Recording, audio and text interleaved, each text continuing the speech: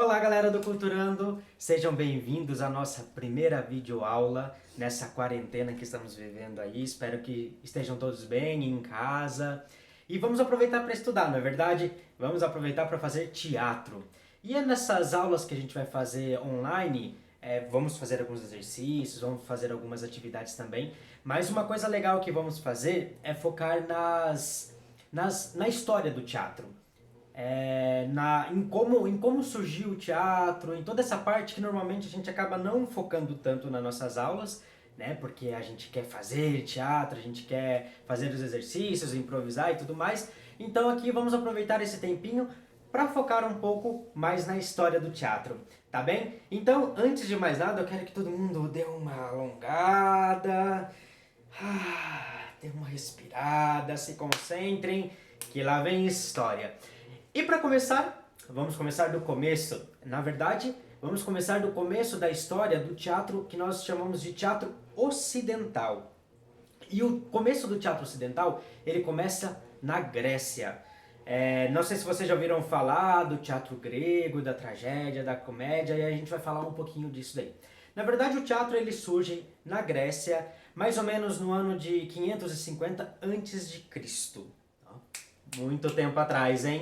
E na verdade ele surgiu como uma festa. Era uma festa ao deus Dionísio, ou seja, então ele começou de uma maneira religiosa, como uma celebração. E o primeiro ator de que se tem notícia na história é o Tespes. Guarda bem esse nome, Tespes. Ele na verdade foi muito ousado. Um dia ele pegou, colocou uma máscara e disse: "Eu sou Dionísio."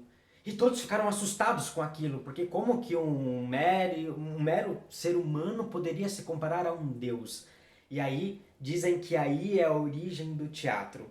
E a partir de aí começou a se desenvolver o teatro dentro dessas celebrações ao deus Dionísio e foi crescendo, foi se tornando muito amplo e foi se criando uma estrutura, né? Que é a estrutura que nós conhecemos um pouco hoje do teatro. Uma coisa interessante, uma curiosidade, é sobre o termo teatro. O termo teatro ele vem do grego, da palavra theatron, que significa local de onde se vê, local de onde se olha. Essa é uma curiosidade bacana também para a gente pensar na definição do nome, né, de teatro. E aí, conforme foi desenvolvendo, né, o teatro na Grécia, veio algumas características dele. Eu vou deixar no link um vídeo que mostra um pouco da estrutura do teatro grego. É bem interessante, vale a pena vocês verem aí, depois é só clicar aqui no link abaixo, beleza? E vou falar aqui um pouco mais nessa aula da parte teórica, né, da parte estética, e não focando tanto nisso, que a gente pode pegar essas referências na internet, beleza? No teatro grego, então, surgiu duas principais formas, né, de teatro, que era a tragédia e a comédia. Na verdade, a comédia ela era considerada um pouco inferior, porque ela tratava mais da vida do cotidiano, né? Ela tratava do cotidiano dos gregos, ou seja, ela tratava muito da vida comum do homem, então ela tinha menos valor, né, diante da tragédia. A tragédia é considerada a forma mais antiga de teatro. E ela era muito ligada ao superior, aos deuses, e ela sempre era trágica. Toda tragédia grega que vocês verem não tem um final feliz. Não esperem um final feliz na tragédia grega, porque não tem um final feliz a tragédia grega. Então, e era sempre como uma questão de mostrar aos homens a importância dos deuses, então se tratava muito do medo, da morte, dos temores, né, na tragédia. E durante a história do teatro grego teve muitos autores, eu tenho até uma colinha aqui com o nome de alguns deles para falar para vocês. Ésquilo, Eurípides e Sófocles. Sófocles, na verdade, foi um dos mais importantes autores de tragédias gregas. E dentre as suas obras tem o espetáculo Édipo Rei, que também estou colocando um link aqui embaixo para vocês verem aí um pouquinho sobre esse trabalho, né, sobre esse espetáculo. Tem uma montagem bem bacana do Brasil que dá para vocês verem uma ceninha lá. É bem bacana. E a tragédia, então, ela envolvia todo mundo, e todo mundo chegava, se emocionava com aquilo, era bem interessante, assim, esse movimento artístico que foi se criando na Grécia. E a comédia, como eu disse, ela, né, não era tão popular no sentido de... Ela era considerada menor, e o principal representante dela era Aristófanes, e um espetáculo que é bem pouco conhecido, né, as obras de comédia, justamente por essa importância que a tragédia teve no teatro grego. E o espetáculo dele é As Vespas. Se eu achar alguma coisa, eu também coloco aqui no link para vocês, porque até agora eu não achei muita coisa sobre a comédia grega, bastante referência sobre elas. E uma coisa interessante também do teatro grego é que ele era competitivo. Ele eram festividades, eram festivais competitivos, onde todo ano existia um júri que avaliava e decidia qual era o melhor espetáculo de comédia e o melhor espetáculo de tragédia. E normalmente quem ganhava esses festivais eram, eram premiados com a ajuda de mecenas.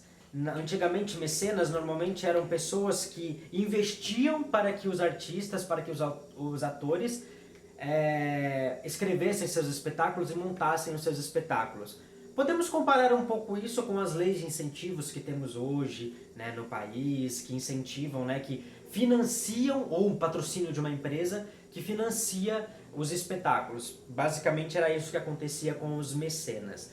Uma coisa também interessante dessa competição é que as tragédias elas eram avaliadas pela aristocracia, ou seja, pelos grandes da população, né?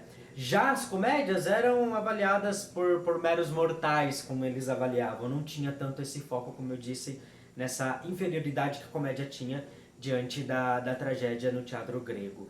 E coisas interessantes também é que na tragédia e na comédia, ou seja, no teatro grego, eles utilizavam máscaras. E essas máscaras elas não tinham só o fato de representar uma outra figura, mas também de ressoar a voz. Elas eram quase como microfones, grandes microfones. Elas eram bem grandes. Alguns atores que representavam divindades, eles usavam tamancos também, muito grandes, para que eles ficassem maiores e parecessem seres superiores. Isso são coisas muito interessantes da gente salientar. E uma outra característica também muito importante é que não existia mulheres que faziam teatro na Grécia. As mulheres vieram a ter o seu espaço no teatro, isso é muito recente. No teatro antigo, as mulheres não faziam teatro. Até então que os personagens que eram mulheres, os personagens femininos, eram representados por homens. A gente teve uma evolução muito grande, né, também no teatro, como em outras coisas. Precisamos evoluir mais, mas estamos no caminho. E uma coisa legal também da gente pensar dentro das aulas que a gente desenvolve, né? Um exercício que vocês devem se lembrar é o exercício do coro e do corifeu. Esse exercício ele é baseado nos espetáculos gregos, porque antigamente, né, no teatro grego, existia o coro e o corifeu. O coro representava o povo e o corifeu representava um comunicador dos deuses, né? Ele que contava a história, e o coro, representando o povo, ele respondia ao corifeu.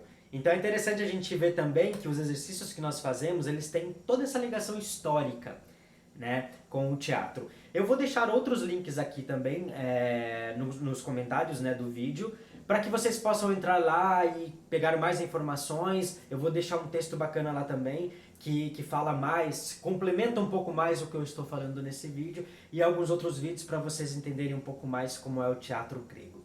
Beleza, pessoal? Essa foi a nossa primeira videoaula, contando um pouquinho sobre o teatro grego. Nas próximas aulas, nós também vamos focar em continuar a história do teatro, focando em outras épocas, e também passando alguns exercícios para vocês trabalharem em casa. Quero ver muito resultado aí quando a gente voltar a se encontrar pessoalmente. Um abraço a todos e até a próxima!